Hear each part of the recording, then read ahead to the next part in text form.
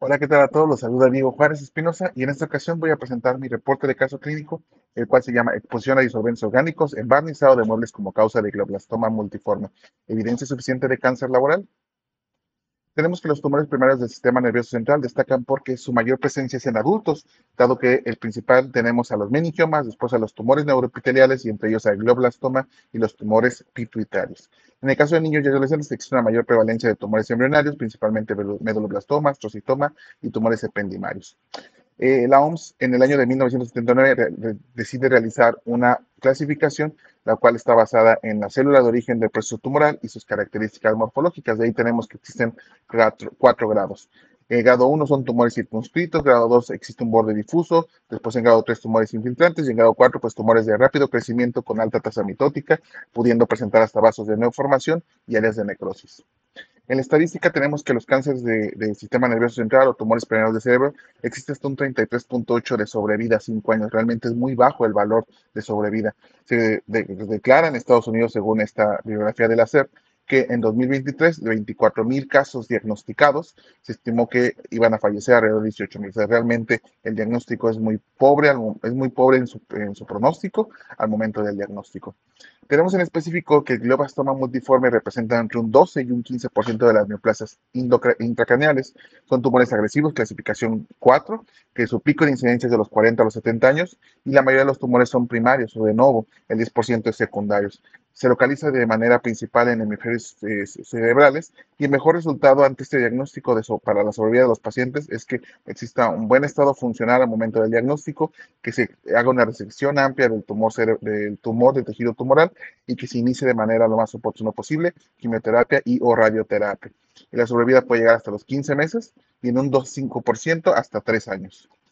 El cuadro clínico de los glioblastomas es que existan estas tres figuras: hipertensión intracraneana, además puede haber afectación locorregional por compresión o datos de focalización neurológica. Y en resto tenemos síntomas como cefalea, náuseas, vómito, alteraciones del estado de alerta, crisis convulsivas, déficit neurológico o cambios en las funciones mentales superiores. Ahora, ya que estamos analizando si existen factores de riesgo ocupacional, aquí les presento ciertos estudios que pude encontrar. El primero lo tenemos de 1990 en Estados Unidos, en que se hizo este análisis de los factores de riesgo ocupacional para cáncer de cerebro. Y en estudios de casos y controles, en el que se trató de investigar o calcular el odds ratio, se estableció que en este grupo de personas en el sistema de salud de Missouri tenían como puestos o profesiones prensas, publicidad, servicios de reparación de manera diversa, servicios de ingeniería, servicios de seguridad pública, orden público, y que en otros puestos como profesionistas de ciencias sociales, como bomberos, como policías, pues también el odds ratio iba en aumento.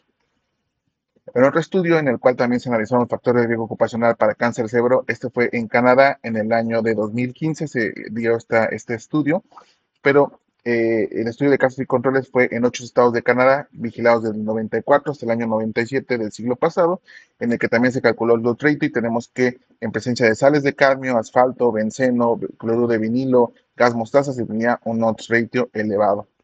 Y ya en específico, comparar estas sustancias con el tiempo de exposición, pues fue más relevante la exposición al asfalto, al benceno, a las actividades de soldadura y al polvo de madera.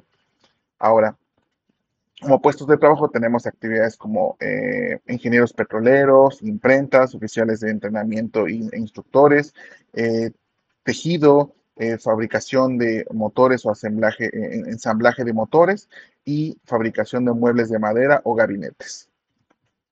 Sí, sí, tenemos ya dos partes en las que nos hablan de la exposición a polvos de madera, fabricantes de muebles de madera, pues investigando en la Agencia Internacional de Investigación contra el Cáncer, que es una filial de la OMS, nos habla que los puestos de trabajo en los que se desarrolle artículos con madera, como pueden ser fabricantes de muebles, de gabinetes, carpinteros, aserradores, leñadores, se tiene exposición a otro tipo de cánceres como son cáncer de estómago, cáncer nasal, cáncer laringio, entre otros, pero no habla del sistema nervioso central. Y en esta misma agencia nos dice que para cáncer de cerebro, donde se existe mayor evidencia o suficiente evidencia de carcinogenicidad, es con exposición a rayos X y gamma y limitada evidencia a campos electromagnéticos como es radiación no ionizante. Pero ahora sí hablamos un poquito de la estadística que tenemos en el Instituto Mexicano del Seguro Social. Cuando son pacientes que llegan por este tipo de diagnósticos, se envían para un diagnóstico, un dictamen de invalidez. Y tenemos que las principales causas de dictámenes que se hicieron en 2022 en todo el país fue por diabetes, por tumores malignos y por dosopatías. Alrededor de unos 20,000, perdón, de unos 40,000 casos.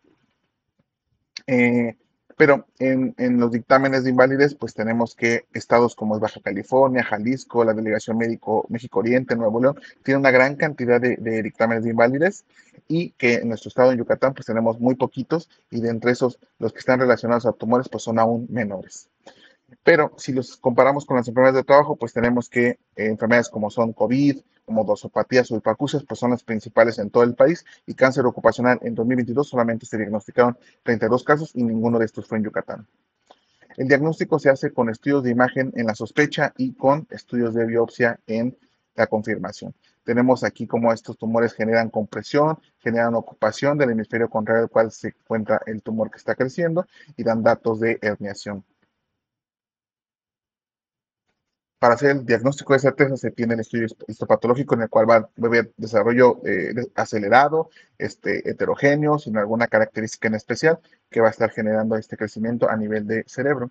El tratamiento, una vez que se hace el diagnóstico, lo más pronto posible tiene que haber resección quirúrgica en un plazo no mayor a 72 horas, iniciar con tratamiento adyuvante como es radioterapia, y se pueden incluir también terapias antiangiogénicas. Ahora sí, presentando el caso clínico, tenemos a José, varón de 30 años, casado con hijos, originario y residente de Temozón, Yucatán, con una escolaridad máxima de primaria completa. Niega antecedentes crónico-degenerativos, traumáticos, alérgicos y adicciones, pero es una persona que actualmente vive con VIH y con tuberculosis desde 2023, que se encuentra en tratamiento y en control.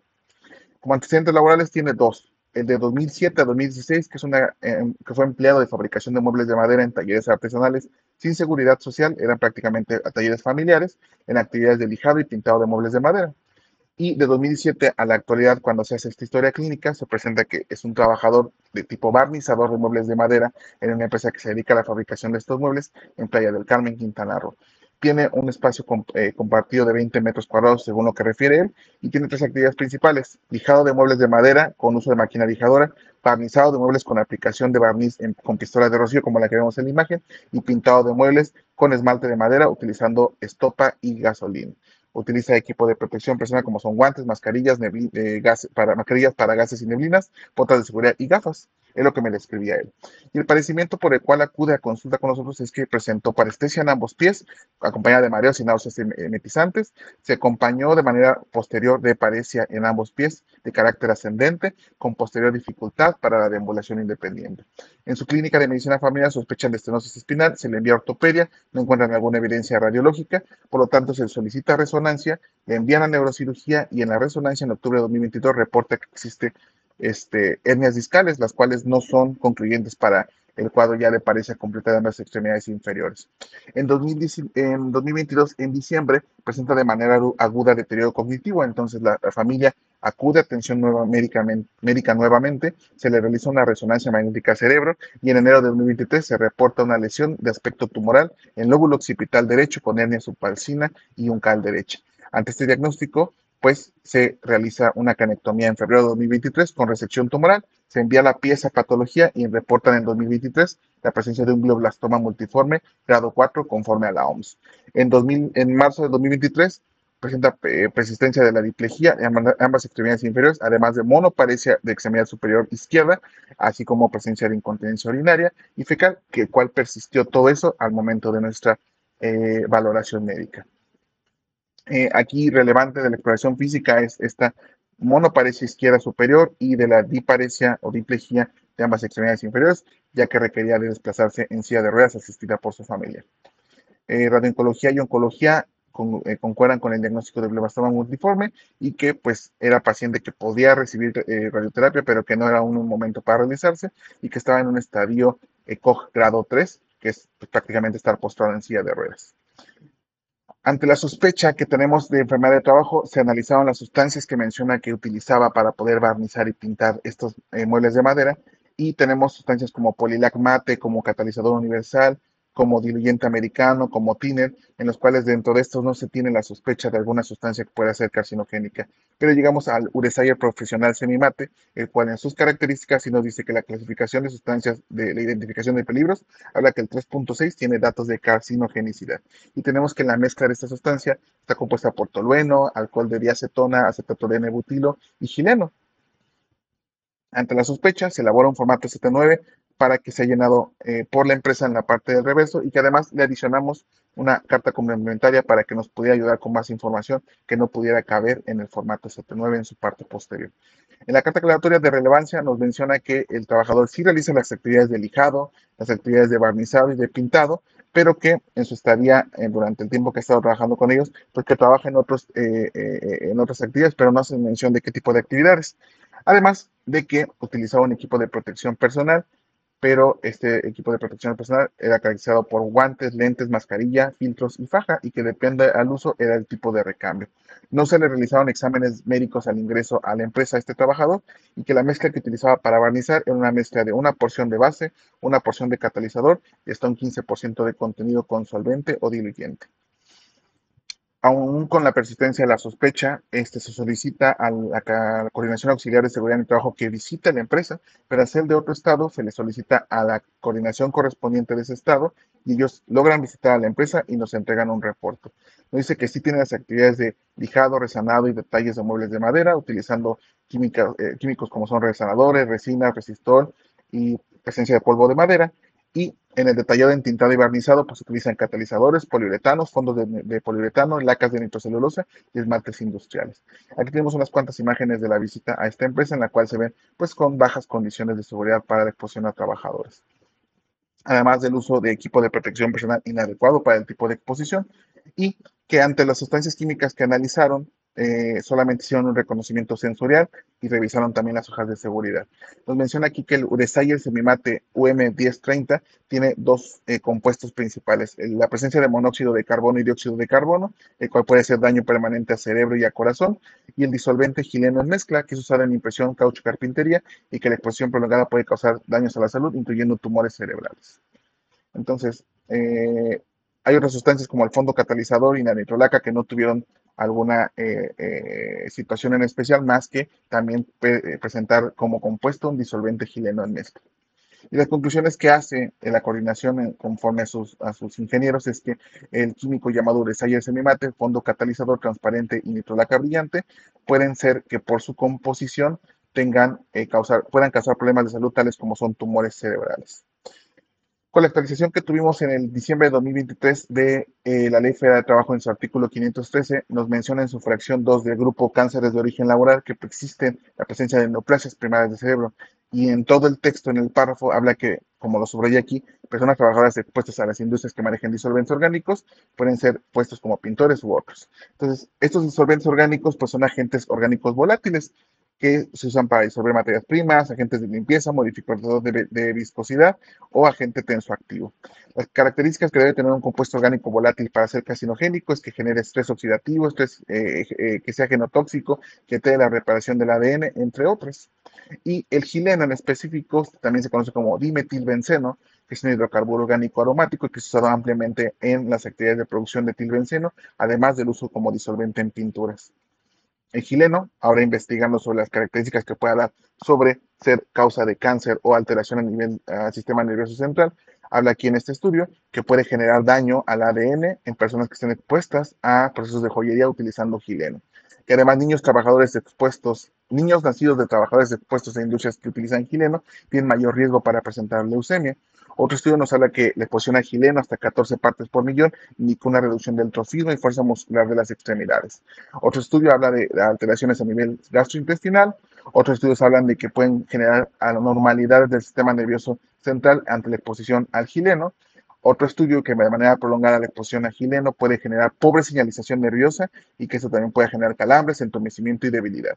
Y por último, estudios experimentales demostraron que la inhalación a mezclas de gileno pueden tener propiedades neurotóxicas, inclusive datos como efectos como impulsividad, cáncer, visión alterada, cambios en el comportamiento. Entonces, nos da un poquito más de pie a que el gileno sea la causa a la que se está exponiendo y que sea el origen del cáncer laboral.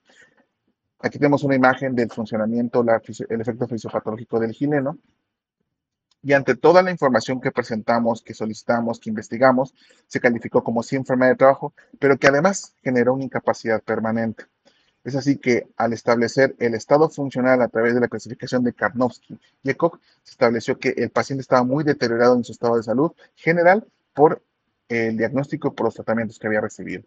También en la actualización de la Ley Federal de Trabajo en diciembre de 2023, en la fracción 521 de la lista de incapacidades permanentes, se habla del apartado de cánceres y nos dice que hagamos tres pasos. Uno, identificar el grado de agresividad. Dos, identificar la clasificación funcional del paciente para las actividades que pueda o no desarrollar su trabajo. Y tres, que crucemos esos dos valores.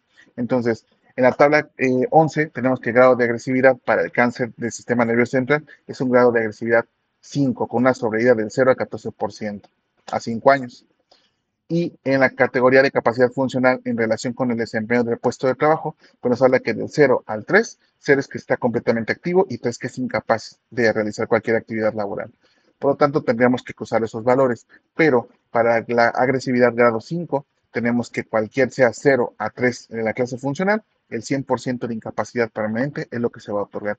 Y en el caso de este trabajador, pues fue el 100% el que se otorgó, derivado de la incapacidad para poder hacer su trabajo, para poderles levantar por el uso de sonda Foley por la incontinencia urinaria y el uso de pañales por la incontinencia fecal.